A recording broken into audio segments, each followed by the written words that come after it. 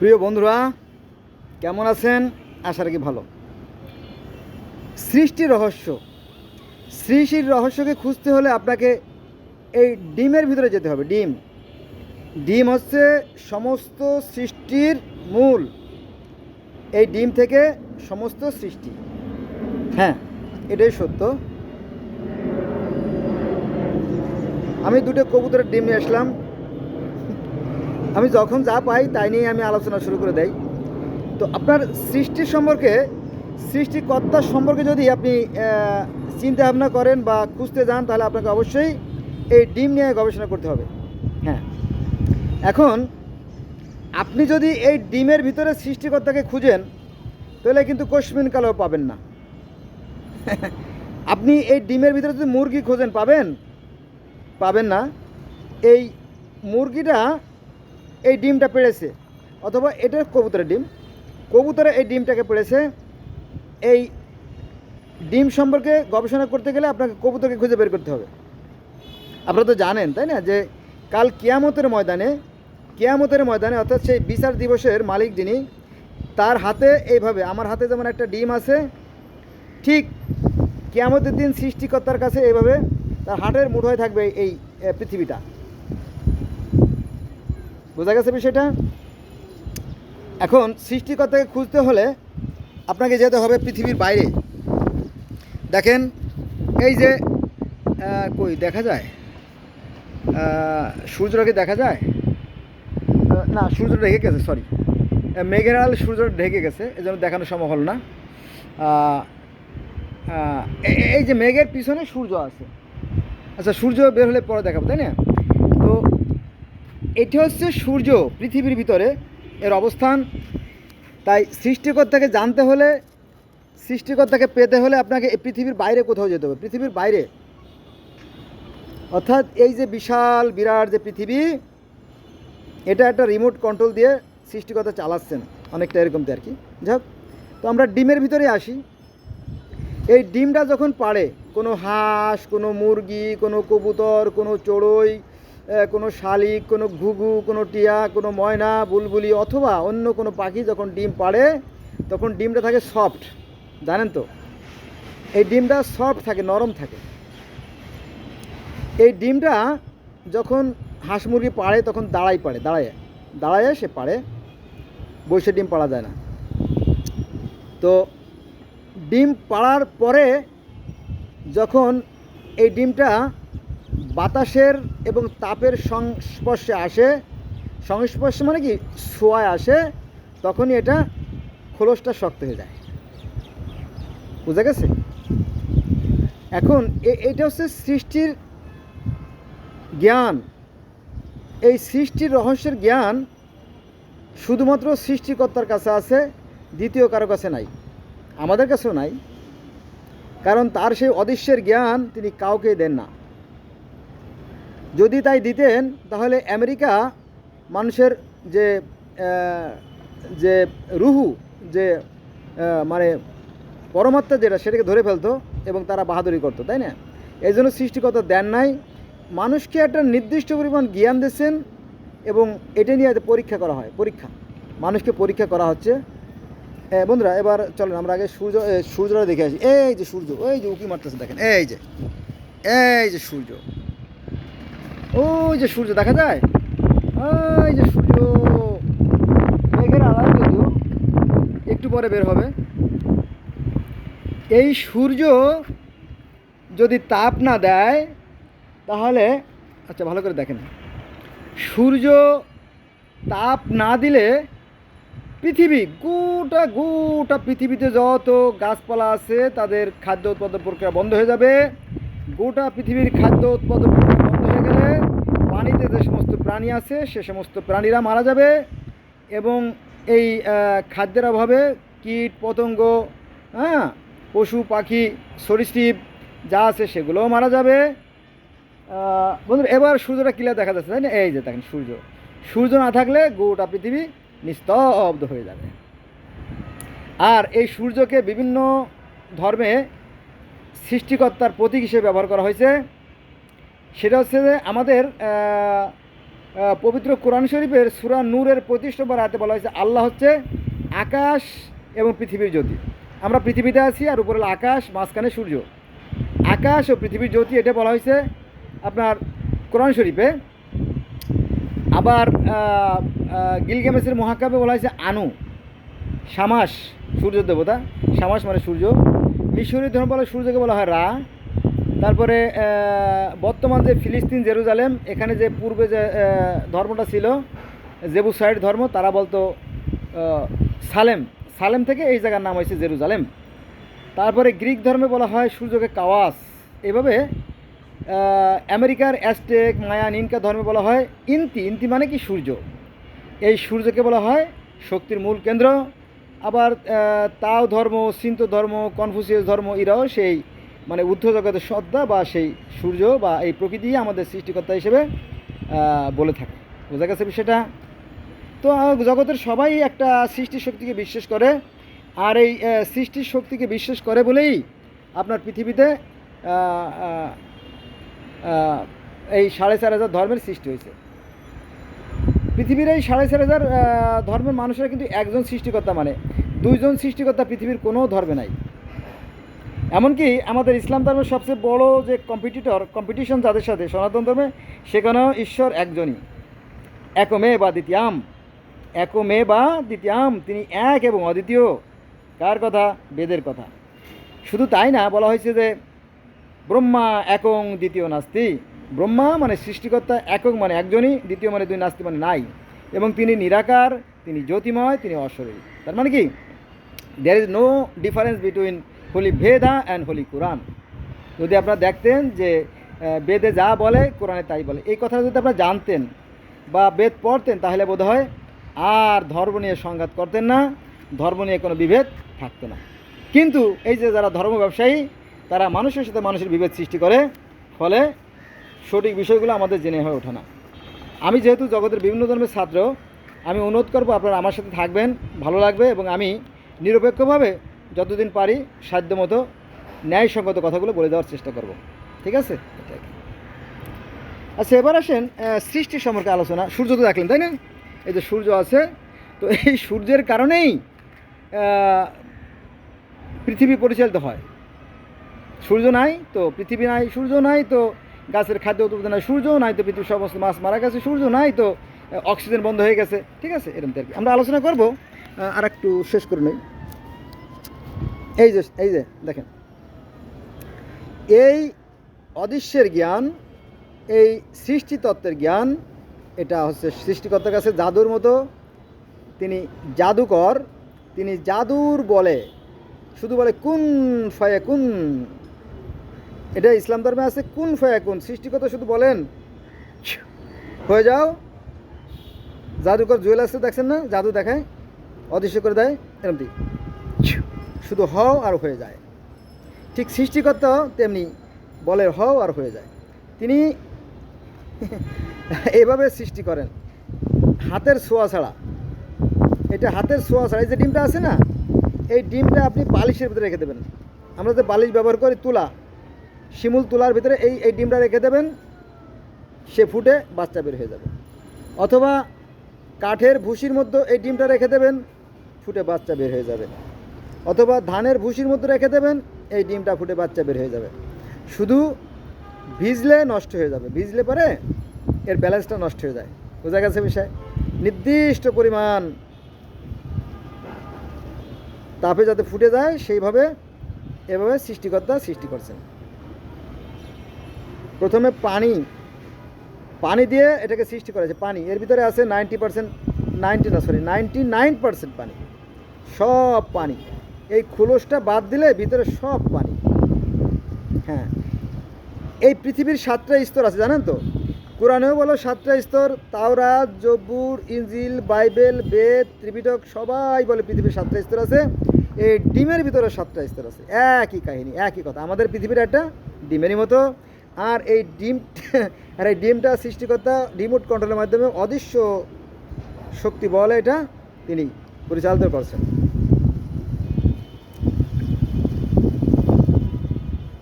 এই ডিমের উপরে যখনই তাপ পড়া শুরু করবে, বন্ধুরা, প্রচণ্ড বাতাস হচ্ছে, প্রচণ্ড বাতাস, ওরে বাবা, ঝড় ঝড় হচ্ছে, ঝড় হচ্ছে। বৃষ্টি হয়ে গেছে, বৃষ্টি অলরেডি, বৃষ্টিতে পানি নেমে গেছে, পানি আটকে গেছে, এখানে পানি পানি জমে আছে, দেখা যায়, হ্যাঁ দেখা যায়, এই যে পানি জমে গেছে আর কি। এই যে সূর্য দেখেন উঁকি মারতেছে, এই যে সূর্য, সমস্ত কারণের কারণ এই সূর্য। কিন্তু আমরা সাধারণ জ্ঞানে উপলব্ধি করতে পারি না, আমরা সৃষ্টিকর্তাকে খুঁজে বেড়াই। যারা জ্ঞানী তারা সৃষ্টিকর্তাকে খুঁজবে না, তারা সৃষ্টিকর্তাকে পেয়ে যাবে। এই ডিমের রহস্য হচ্ছে প্রথমে একটা খোলস, শক্ত স্তর, আর এই ডিমের আছে 1700 ছিদ্র। কত? 1700টা ছিদ্র আছে। আচ্ছা, তাহলে এই শক্ত খোলসের পরে দ্বিতীয় স্তর হচ্ছে আপনার পলিথিনের মধ্যে পাতলা আবরণ, জানেন তো, পানিটাকে ধরে রাখে। আচ্ছা, দুটো আবরণ। এরপরে এই ডিমের যে অংশটা একটু চ্যাপটা বেশি, এই সাইডটা চিকন, এই সাইডটা চিকন, এই সাইডটা চ্যাপটা বেশি, দেখেন তো। এই চ্যাপটা সাইডে একটা আছে বায়ু প্রকোষ্ঠ, আছে বায়ু প্রকোষ্ঠ। বায়ু প্রকোষ্ঠটা কেন রাখা হয়েছে জানেন? এই ভিতরে দুইটা বায়ু প্রকোষ্ঠ আছে, একটা আছে কুসুমের ঠিক কেন্দ্রে, কুসুমের ঠিক কেন্দ্রে একটা ক্ষুদ্র সরিষা দানার চেয়ে ক্ষুদ্র একটা আপনার ইয়ে আছে, ওই বায়ু প্রকোষ্ঠ আছে। আর একটা বায়ু প্রকোষ্ঠ আছে এক কর্নারে, দুইটা বায়ু প্রকোষ্ঠ আছে, বোঝা গেছে বিষয়টা? ঠিক পৃথিবীতেও দুইটা বায়ু প্রকোষ্ঠ আছে। যেমন এই যে বাইরে বাতাস দেখছেন না, এই যে গাছের পাতাগুলো নড়তেছে দেখা যায়, এই যেমন মাথার উপরে দেখেন গাছের পাতাগুলো নড়তেছে, বায়ুর প্রভাবে, বাতাসের প্রভাবে, এটা প্রকোষ্ঠ। আর আমাদের যে ফুসফুস, এটা হচ্ছে 8টা বায়ু প্রকোষ্ঠ। ক্লিয়ার? তো এই বায়ুগুলো রাজত্ব করে আমাদের পৃথিবীতে এবং আমাদের দেহের ভিতরে, এরা কাজ করে। যেমন মনে করেন যে এই যে মেঘগুলোকে ঠেলে ঠেলে নিয়ে যাচ্ছে কে? এই বাতাস। এই গাছের পাতাগুলো নড়াচড়া করতেছে কি? বাতাস। আবার গাছের খাদ্য উৎপন্ন করতেছে কি? বাতাস। আবার আমরা নিঃশ্বাস প্রশ্বাস শিখি বাতাসের মাধ্যমে। এই বাতাসের অনেক কাজ, গোটা পৃথিবী জুড়ে সে কাজ করে, তাই না? তো মূল কথা আসি, আমরা প্রথমে পেলাম একটা শক্ত কলস, দ্বিতীয় নম্বরে পেলাম একটা পাতলা স্তর, তারপরে পেলাম বায়ু প্রকোষ্ঠ। বায়ু প্রকোষ্ঠের আরেকটা ইয়ে আছে, বায়ু প্রকোষ্ঠ একটা কর্নারটা বায়ু প্রকোষ্ঠের, তারপরে আরেকটা লেয়ার আছে পলিথিনের মতো সামান্য জায়গা জুড়ে, সেটা হলো 3টে স্তর। আর যে পানিটা কিন্তু 2টে স্তর। আপনি যখন ডিম ভাঙবেন দেখবেন যে পাতলা একটা পানি বের হবে, আর একটা আছে গাঢ় পানি বের হবে, 2টে পানি বের হবে।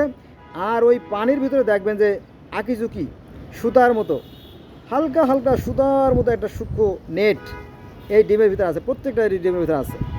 আবার এক সাইডে দেখবেন একটু উঁচু মাথা, যেখান থেকে মাথা তৈরি হয়।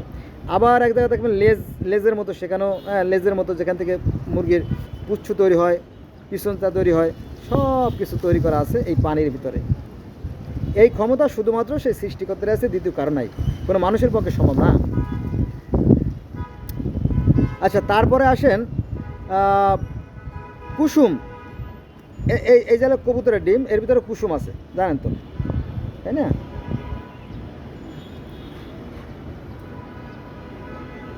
তো এই কুসুমের উপরে আরেকটা পাতলা, এমন এক পাতলা লেয়ার আছে, খুবই শক্ত, সেটা সহজে ভাঙে না। কুসুমের উপরে ভাগের কথা বলতেছি। তারপরে আছে হলুদ একটা লেয়ার, কুসুমের লেয়ার, আর ভিতরে আছে সেই বায়ু প্রকোষ্ঠ। এখন দেখেন যে রিলেশনটা কোথায়। এবার আমরা মূল রহস্যে চলে যাচ্ছি, তাই না? আমি কিন্তু ডিমে হাত দিচ্ছি না, জাদু হওয়ার হয়ে যায়। তো ঠিক এর সৃষ্টিকর্তা যখন তাপ দেন, উপরে তাপ দিলে এই তাপটা সেই যে কুসুম আছে, কুসুমের কেন্দ্রে যে বাতাস আছে ওইখানে পর্যন্ত বসে যায়। অর্থাৎ এখানে বারবার দিলে, তাপ দিলে একটা কম্পনের সৃষ্টি হয়। তাপ দিলে একটা কম্পনের সৃষ্টি হয়, সেটা হচ্ছে কি, ওই কুসুমের ভিতরে যে থাকে, ছিদ্র থাকে, ওইটার কম্পনের সৃষ্টি হয়, এবং ওখান থেকে আত্মা, প্রাণবায়ু সৃষ্টিকর্তা সৃষ্টি করেন। আপনি করবেন, ওই বাসায় চুলা জ্বালাবেন, চুলা জ্বালানোর পরে দেখবেন যে ওই চুলার আগুনে আপনার অনেক কিছু, কাগজ, পলিথিন, অনেক কিছু এভাবে বাতাসে যেমন কোনো কিছু ঠেলে দূরে সরে দেয়, ঠিক ওইভাবে বাতাসের প্রভাব সৃষ্টি হয় তাপের মাধ্যমে। হ্যাঁ, যেমন আজকে যে আমি আপনাদের সাথে কথা বলতেছি না, আজকে হচ্ছে আপনার 2 তারিখ জুলাই মাস, জুলাইয়ের 2 তারিখ, আজকে হচ্ছে বুধবার। এখন কিন্তু প্রকৃতিতে প্রচণ্ড দাবদাহ, যেমন প্রচণ্ড দাবদাহ আছে, আবার বৃষ্টি আছে। দেখেন এই যে বৃষ্টি নামছে, দেখেন এই যে বৃষ্টি দেখা যায়।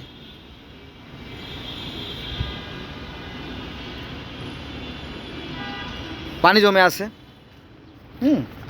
এই সময় প্রচণ্ড গরম হয়, আবার এই সময় প্রচণ্ড বৃষ্টিও হয়। ওইটা আপনার আদর্শ লিপে বলা আছে কি, ঘনা গমে বৃষ্টি হয়, গরম বেশি পড়লে বৃষ্টি হয়। আবার আমাদের দেহের বেলা, পৃথিবীর বেলাও যেমন ঘনা গমে বৃষ্টি হয়, বেশি গরম পড়লে বৃষ্টি হয়, আমাদের দেহের বেলাও ঠিক এরকম। আমাদের দেহ যখন বেশি উত্তপ্ত হয়ে যায়, আমরা যখন বেশি পরিশ্রম করি বা দৌড়দৌড়ি করি, জিম করি, তখন আবার ঘেমে যায়। আবার এখানেও সেই একই নিয়ম, সর্বত্র একই নিয়ম। সৃষ্টিকর্তার বিধানে কোনো পরিবর্তন নাই। তাই কোরআন শরীফটা একটা রহস্যমূলক গ্রন্থ, এটা সবাই বুঝতে পারে না।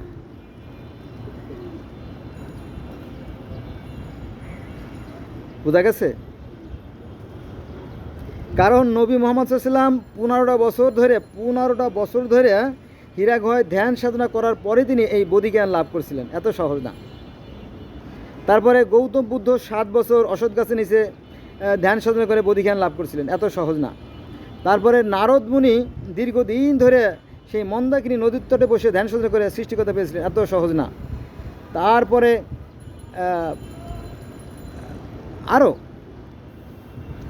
আরও অনেকেই ওই ধ্যান সাধনা করে সৃষ্টিকর্তা পেয়েছেন। এত সহজ না। সৃষ্টিকর্তাকে পেতে হলে ধ্যান সাধনা করতে হবে। আপনি যে কলেমা পড়ে জান্নাতে চলে যাবেন, তওবা পড়ে জান্নাতে চলে যাবেন, এত সস্তা হবে না। বিষয়টা এত সহজ না। তো বন্ধুরা, এই তো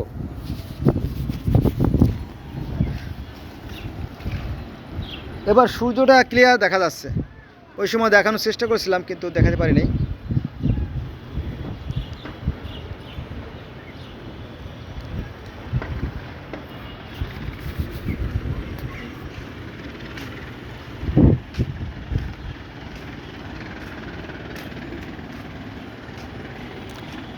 আপনি একটু বসে বসে মনে মনে চিন্তা করবেন যে যা আছে বিশ্ব ব্রহ্মাণ্ডে তা আছে দেহভাণ্ডে। এই যে বাতাস দেখেন না, এই যে গাছ, এই যে গাছগুলো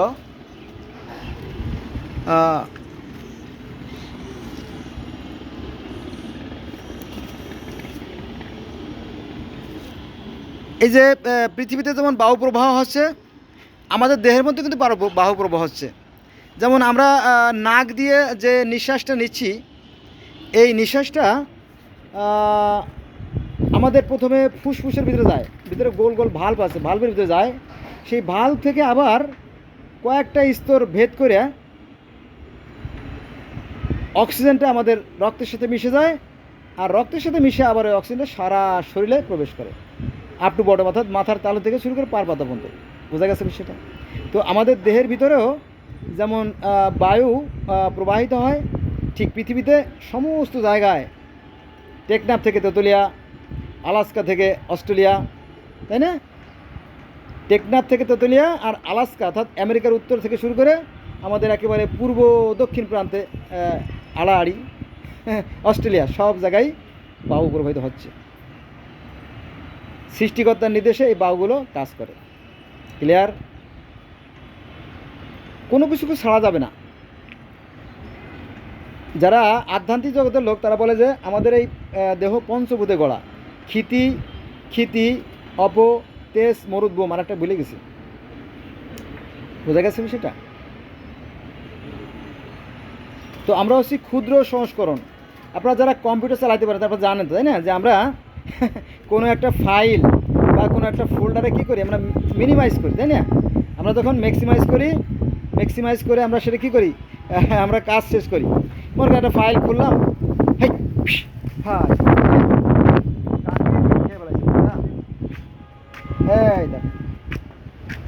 এই দেখেন কী করছে, সর্বনাশ করে ফেলেছে। দেখা যায়? এই দেখেন,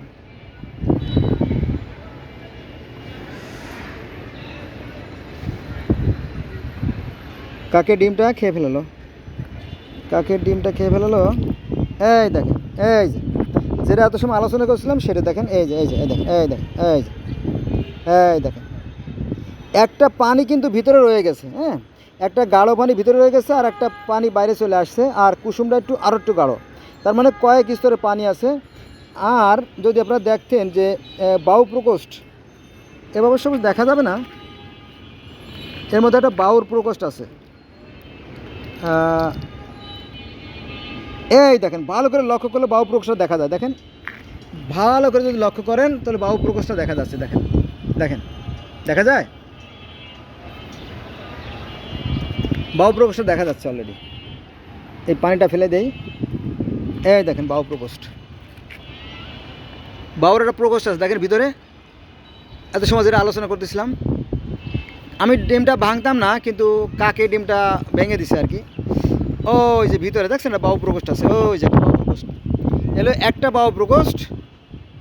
ওই যে পিছনে দেখছেন না এই চাড়াটা, এই যে ডিমের যে চাড়াটা, তার পিছনে একটা বায়ু প্রকোষ্ঠ আছে। ওই যে ছোট্ট এইভাবে পৃথিবীতে যত ডিম আছে সমস্ত ডিমের ভিতরে বায়ু প্রকোষ্ঠ আছে। আর এই কুসুমের ভিতরে একটা বায়ু প্রকোষ্ঠ আছে। এই যে দেখেন, এই যে কুসুমের ভিতরে একটা বায়ু প্রকোষ্ঠ, ওই যে।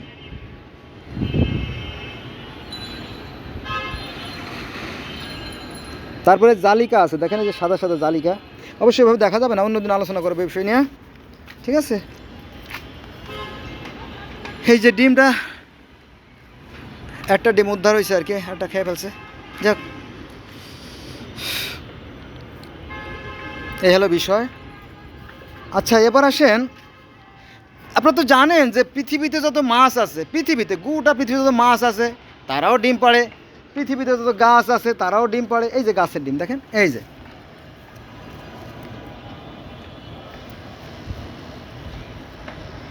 কই গেল, এই যে এটা হলো গাছের ডিম। যেমন আম গাছের আম একটা ডিম, বেল গাছের বেল একটা ডিম, আবার বেলের যে বিচি সেটাকেও ডিমের সাথে তুলনা করা যেতে পারে। এইভাবে পৃথিবীর প্রত্যেকটা গাছেরই ডিম থাকে, জানেন তো, এটা আর কি। এই যে আপনার এটাও ডিম, মনে করেন এটা ডিম, ডিমের ভিতরে আবার আছে আর এক ডিম। এই যে, এই যে দেখেন, এই যে, তাই না, এই ডিম, পৃথিবীটাও ডিম, এই ফলগুলোও ডিম, আবার এই ডিমও ডিম, আবার মানুষের আছে ডিম। এই ডিম থাকে কাদের? নারীর ডিম্বাশয়ে। নারীর ডিম্বাশয়ে ডিম থাকে। একটা নারীর ডিম্বাশয়ে প্রায় 5 লক্ষ ডিম্ব থাকে। কত? 5 লক্ষ ডিম্ব থাকে। একজন কন্যা শিশু যখন ভূমিষ্ঠ হয় তখন তার ডিম্বাশয়ে 5 লক্ষ ডিম্ব থাকে। প্রতি 28 দিন পর পর এই ডিম্বগুলো পরিপক্ক হয়ে মাসিক আকারে বেরোয় যায়। এটা সঠিক না, কিন্তু আমি বলি, এটা হচ্ছে ডিম্ব থলি থেকে একটা করে ডিম্ববাহী নালীতে আসে, আর ডিম্ববাহী নালী থেকে এই ডিম্বগুলো আস্তে আস্তে আস্তে আস্তে 14 দিনে ধাপে ধাপে ধাপে ধাপে জড়ো হতে আসে। জড়ো হতে আসার এই যে 14 দিন, এই 14 দিনে বা 18 দিনে যদি কোনো নারীর সাথে কোনো পুরুষের মিলন হয়, তাহলে সেই ডিম্বটা কি হয়? নিষিক্ত হয়। নিষিক্ত হলেই সেটা ডিম্ব থেকে একটা ভ্রূণ তৈরি হয়, একটা মানুষ শিশু তৈরি হয়।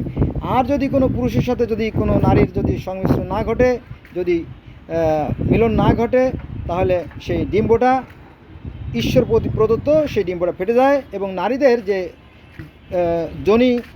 যোনিপথের উপরে একটা স্তর আর ডাইনে বামে 2টা স্তর, মোট 3টে স্তরে রক্ত জমে। সেই রক্তের সাথে সেই ডিম্বটা মাসিক আকারে বেরিয়ে আসে। এটাকে বলা হয় জরায়ুর কান্না। এটাকে বলা হয় জরায়ুর কান্না বা মেনস্ট্রুয়েশন বা মাসিক হায়াজ নেফাস, এই যা এক একজনে যাই বলুক, এইটাকে বিষয়। এদিকে আবার পুরুষের যে প্রস্রাবের থলি, যেটা আমরা জানেন তো, জানি ব্লাডার বলে, এই প্রস্রাবের থলির দুই পাশে আবার 2টা বীর্য থলি থাকে। তাকে বলা হয় মেডিকেলের ভাষায় সেমিলার ভেসিকল বলে মেডিকেলের ভাষায়, মানে বীর্যথলি। এই বীর্য কিন্তু পুরুষের 95%, কিন্তু এই 95% বীর্য হলে কী হবে? এতে কিন্তু সন্তান উৎপাদন হয় না। তাইলে কীভাবে সন্তান উৎপন্ন হয়? পুরুষের অন্ডকোষে ঝুলে থাকা যে অন্ডে যে থাকে আপনার শুক্রকীট থাকে, সেই কিটে আবার সন্তান তৈরি হয়। আর এই কিটের পরিমাণ কত জানেন? একজন পুরুষ অ্যাট এ টাইমে যে পরিমাণ বীর্য আউট করে তাতে প্রায় 50-60 কোটি শুক্রকিট থাকে, বা তারও বেশি কম থাকে। বোঝা গেছে? তো চিন্তা করেন যে একজন মানুষ এই পৃথিবীতে আসতে পারাটা কত বড় সৌভাগ্যের ব্যাপার। হ্যাঁ, যে আমরা মানুষ এই পৃথিবীতে জন্ম হয়েছি। কিন্তু প্রধানমন্ত্রী শেখ হাসিনা ছিল কত 18 কোটি মানুষের একজন প্রধান, তাই না? তো তার মধ্যে আবার অর্ধেক লোকে ভোট দিয়েছে, অর্ধেকে ভোট দেয় নাই, তাই না? কিন্তু আমরা যে এই 50-60 কোটি শুক্রকীটের মধ্য থেকে নির্বাচিত হয়ে মানুষ হিসেবে জন্ম হয়েছে, আমাদের ভাগ্য কি কম খারাপ? ভালো, যথেষ্ট ভালো, তাই না? কিন্তু আমরা এই পৃথিবী, সুন্দর পৃথিবীটাকে উপভোগ করার পরিবর্তে কী করি? আমরা মারামারি, কাটাকাটি, খুনোখুনি করি এই পৃথিবীটা উপভোগ করার জন্য। খুবই আনন্দ এবং শান্তি দিয়ে এই পৃথিবী করা। যেমন মনে করেন যে মাছের সাথে মাছের কিন্তু মিলন হয়, জানেন তো? মাছ, একটা মেয়ে মাছ লেজ দিয়ে একটা গর্ত তৈরি করে ডিম পাড়ে, আর পুরুষ মাছটা সেই ডিমগুলোকে স্প্রে করে দেয়, নিষিক্ত করে দেয়, বাচ্চা ফোটে। যত মাছ আছে। আবার দেখবেন ফড়িংয়ের সাথে ফড়িংয়ের প্রেম ভালোবাসা, প্রজাপতির সাথে প্রজাপতির ভালোবাসা, চোরের সাথে চোরের ভালোবাসা। সকালবেলা আপনি ঘুম থেকে উঠছেন, দেখলেন যে ঘরের চালে চুলোই আর চুলুনি, বাস মাশাল্লাহ মাশাল্লাহ করতেছে, তাই না? কোলাকুলি করতেছে। আবার দেখবেন পাশের বাড়ির ভাবি তার মুরগি নিয়ে এসে, কারণ কি মোরগ শিয়ালে নিয়ে গেছে, আপনার বাড়ির মোরগের সাথে তার মোলাকাত করার জন্য আসছে। কারণ কি? ওই যে বললাম যে মোরগ না থাকলে শুধু মুরগি ডিম পাড়ে কোনো লাভ হবে না। এটা হচ্ছে সৃষ্টিকর্তার অলঙ্ঘনীয় বিধান। কিন্তু আমরা মুসলমানরা নারীদেরকে খুব খাটো করে দেখি, এটা ভালো না। ফলে মুসলমান ধ্বংস হয়ে যাচ্ছে, ধ্বংস হয়ে যাবে। নারী আর নারীর মর্যাদা কিন্তু অনেক, নারীর সম্মান কিন্তু অনেক। আর সৃষ্টিকর্তা নারীকে অনেক সময় ধরে কিন্তু রচনা করছেন। হ্যাঁ, যাই হোক, নারীদেরকে মূল্যায়ন করা উচিত, তাদের সম্মান দেওয়া উচিত, কিন্তু আমরা তো দিতে পারি না। এটা আমাদের দুর্ভাগ্য, বিশেষ করে মুসলমানদের দুর্ভাগ্য। কারণ ওরা অনেকগুলো বিয়ে করে আর ছাড়ে, হ্যাঁ, এটা খুব কষ্টকর ব্যাপার। যাই হোক, পাপের প্রায়শ্চিত্ত তারা ফল ভোগ করবে, কোনো সন্দেহ নাই, এবং যে যা যেমন করে সে সমান ফল পায়, তাতে কোনো সমস্যা নাই। যেটা বলছিলাম যে পৃথিবীতে যত মাছ আছে তাদের মধ্যে নারী আছে, এবং তাদের মধ্যে প্রেম, প্রীতি, ভালোবাসা আছে। আবার পৃথিবীতে যত পশু পাখি আছে, কীটপতঙ্গ আছে, সবার ভিতরে আপনার সেক্স আছে, যৌন চাহিদা আছে। আবার মানুষ, জীবজন্তু সবার ভিতরে আছে। এটা হচ্ছে সৃষ্টিকর্তার বিধান। তিনি এইভাবে সৃষ্টি করেন আনন্দের মাধ্যমে। কিন্তু এই জিনিসটাকে আমরা বিপদ মনে করি, ফাড়া মনে করি। তো আসলে তা না, পৃথিবীটা অনেক সুন্দর। আমরা এই পৃথিবীতে এসে কী করি জানেন? এই পৃথিবীটা উপভোগ না করে আমরা শুধু কামড়াকামড়ি করি, যে এই পৃথিবীর এটুক আমার, ওটুক আমার, এইভাবে লুটপাট করি। বিশেষ করে যারা রাজা বাদশাহ, তারা এই লুটপাট করে, মানুষ কাটাকাটি, খুনোখুনি করে, তাদের পরিণতি খুবই খারাপ হবে, কোনো সন্দেহ নেই। কিন্তু পৃথিবীটা উপভোগ করার জন্য সৃষ্টি করা হয়েছে। হ্যাঁ, এই পৃথিবী কারো না, এটা সৃষ্টিকর্তার। এই পৃথিবী যেমন আছে তেমনই থাকবে, আমরা থাকবো না, ঠিক আছে? তবে হ্যাঁ, আপনার ভবিষ্যৎ প্রজন্মের নিরাপত্তার সাথে আপনি করতে পারেন, কিছু সম্পদ জমা রেখে যেতে পারেন। এটা আপনার জন্য আশীর্বাদ বয়ে আনবে। আপনার সন্তানরা আপনাকে দোয়া করবে যে আমার পিতা, আমার দাদা কষ্ট করে আমাদের জন্য রেখে গেছে, তাই না? আর আপনি যদি শূন্য করে যান, তাহলে আপনার গালাগালি করবে না, গালাগালি করবে যে কিছুই রেখে যায় নাই, আজ আমাদের এত কষ্ট করতে হচ্ছে, তাই না? সম্পদের দরকার আছে, কিন্তু আলেমরা সম্পদ জমা করতে চায় না, কেন জানি না। কিন্তু সম্পদের দরকার আছে, ভবিষ্যৎ প্রজন্মের জন্য সম্পদ প্রয়োজন। কোরআনে বলা আছে যে তোমরা কাজ করো, সকাল থেকে সন্ধ্যা পর্যন্ত কাজ করো, কারণ আমি দিবাবাকে করেছি খাদ্য অন্বেষণ করার জন্য। এটা হচ্ছে কোরআনের কথা। কিন্তু আলেমরা এই আয়াতগুলো বলে না, কেন বলেন আমি জানি না। এটা হচ্ছে সূরা নাবার 11 নম্বর আয়াতে। তো বন্ধুরা, ভিডিওটা অনেক বড় হয়ে যাচ্ছে, এবার সারাদিন বক বক করলে তো করাই যাবে, তাই না? তাহলে আমরা দেখলাম যে পৃথিবীতে যত প্রাণীকুল আছে সবারই ডিম আছে, তাই না? এই দেখেন, এটা হচ্ছে গাছের ডিম, তাই না? এটা হচ্ছে গাছের ডিম, আর পানিতে আছে মাছের ডিম, আর গাছের বাসা আছে পাখির ডিম, আর আমাদের শরীরে আছে মানুষের ডিম, তাই না? আর প্রাণীর ডিম তো আছে, সবাই ডিম পাড়ে, আর এই ডিম থেকেই সৃষ্টি হয়। আর এই কথা কোরআনে আছে যে ডিম থেকে সৃষ্টি, পানি থেকে সৃষ্টি। এটা আছে সূরা হুদের 7 নম্বর আয়াতে, যে পানি থেকে সৃষ্টি, পানি থেকে ডিম সৃষ্টি, আর ডিম থেকে জগৎ সৃষ্টি। আর পৃথিবীটাও ডিমের মতো। হ্যাঁ, এটা কি বিষয়। তো সবার জন্য শুভকামনা রইল। সবাই ভালো থাকবেন, আমার জন্য দোয়া করবেন। আল্লাহ হাফেজ।